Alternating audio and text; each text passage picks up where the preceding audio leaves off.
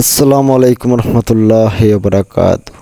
আজকে আপনাদের দেখাবো একটি মৌমাছির বক্স থেকে কীভাবে আরেকটি মৌমাছির বক্সে মাছিগুলা ভরবেন। আসলে মাছিগুলা ভরার কারণ হলো আমি যে বক্সটি থেকে দেখাচ্ছেন আমি ফিতাগুলা তুলে নিচ্ছি মধুগুলা,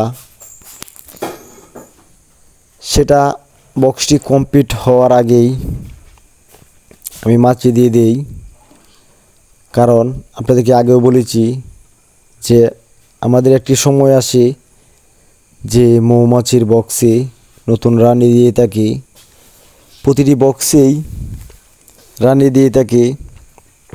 সেই রানীগুলো আমরা অতি দ্রুত আরেকটি বক্সে বন্দি করি, কারণ একটি বক্সে দুটি রানী থাকতে পারে না, চলে যায়। দেখেন, সেই দ্রুততার কারণে আমি বক্সটি ফ্রেমগুলো কমপ্লিট করতে পারি নাই, কারণ সেটা একটা অপূর্ব বক্সের কোয়ালিটি। দেখেন, এটা হলো সেই বক্সের কোয়ালিটিটা। আমি আপনাদেরকে